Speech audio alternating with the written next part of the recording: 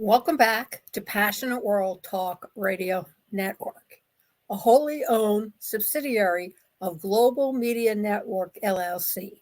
Educate, enlighten, entertain. Excuse me. And today on Lest We Forget Historical, we are doing a fact check on the question, that involves the 14th Amendment of the U.S. Constitution. Does it ban convicted felons from taking office? The story was written by Brianna J. Frank. You can find it in USA Today. So is the claim the Constitution clearly states that a felon cannot take elective office? Well, it depends. Yes, Donald Trump was convicted on 34 counts of felony, but the sentencing was to be held off until after the election.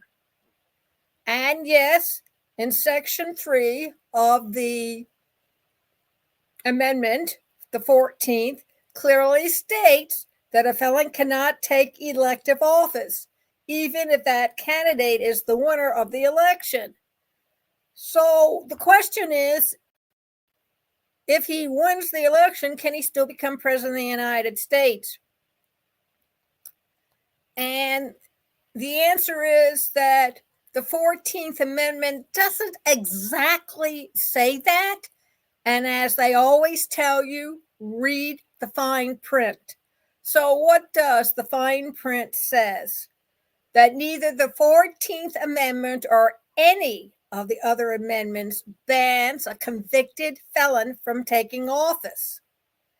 The section that is being referenced is when that person has taken an oath to uphold the Constitution and they have engaged in insurrection.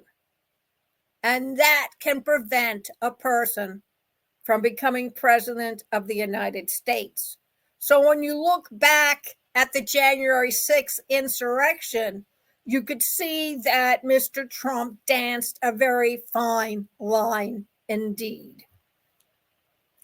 However, even the Supreme Court has weighed in and states emphatically that Congress must act in order for it to be enforced. And depending who's in charge of Congress at that time, it can make things rather difficult. The backstory: Trump was found guilty in May of all 34 felony counts in his New York hush money trial. He was originally scheduled to be sentenced on July 11th, but Judge Juan Merchan later delayed Trump's sentencing until after the presidential election. But his convictions wouldn't prevent him from assuming office if he wins re-election. David Cole, a Constitution law professor at Georgetown, says there is no bar in the Constitution on felons serving as presidents, which doesn't say much for us, does it?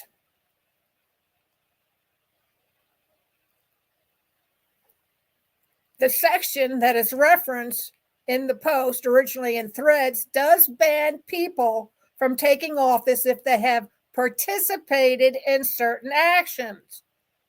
Here is what Section 3 says, quote, "No person shall be a senator or representative in Congress or elector of president and vice president or hold any office, civil or military, under the United States or under any state, who, having previously taken an oath as a member of Congress or as an officer of the United States or as a member of any state legislature or as an executive or judicial officer of any state to support the Constitution of the United States, shall have engaged in insurrection or rebellion against the same or given aid or comfort to the enemies thereof. But Congress may, by a vote of 2/3 of each house, remove such disability." So, where does that leave us? Well, for a fact check, election officials debunk claim that marked ballots are invalid.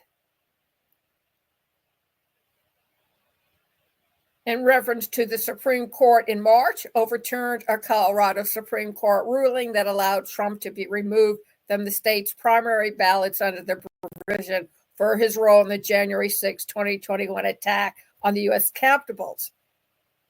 However, the Supreme Court disagreed, and they ruled that Donald Trump can stay and remain on the Colorado ballot ahead of Super Tuesday. So what do we have here? Well, a lot of it depends on what the Supreme Court says, and a lot of it also depends on who can get the most votes, whether the electoral votes or the popular votes. But then you also have this president who has already been convicted of a felon start threatening people, saying, I better not lose the election. So what you need to decide, citizens of the United States, is whether or not legally he still can run for office, but do you really want a convicted felon to be head of that office? And of course, you're announcing to the rest of the world what kind of person you want to be in charge of your country. And yes, this is a very brief episode today, but I thought it was important for us to address the 14th Amendment and what can and cannot prevent a convicted criminal from becoming president of the United States. So thank you very much for joining us. You can see this program all over again on youtube.com/@PassionateWorldRadio. Also on our website, https://passionateworldtalkradio.com. Scroll down till you come to State of Current Affairs. Click on the link. And the web page will appear with a Google link, and it will take you inside youtube.com. And not only can you see Lest We Forget Historical, but Scam Damnation, Chatting with Betsy, and all the other programs that we provide on a weekly basis. You can also look up the companies who sponsor our programs. The first one is a publishing company in Singapore, where the proprietor and her staff will help you write up your memoirs. It's just not the famous who get to write history anymore. It's the people who have something to say about their influence and their involvement with history.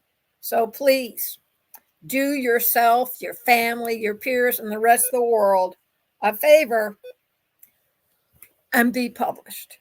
Also by myflex.com. Go over to http://AIwithlillian.com. Let your fingers do the walking. One total complete package. AI constantly having new categories added to it. Try it. You'll love it. Also by PassionateWorldTalkRadio.com. How do the obstacles of podcast training, a 2-month course, 5 days a week, 1 hour, interactive. Learn everything you've always wanted. Plus, go over to the website, https://education.passionworldtalkradio.com. And Ruby AI, http://AIwithlillian.com. We're talking about, of course, artificial intelligence, visual and verbal. You won't need to sit in all the phone books because it's now gone digital, but you have everything on one spot. It's a no-brainer, and it's innovated, and it saves time. And how often does time get away from all of us. Try it. You'll love it. Thank you very much for listening. Hope you have a great day. Have a great weekend. See you next Friday. Same bat time, 3 p.m.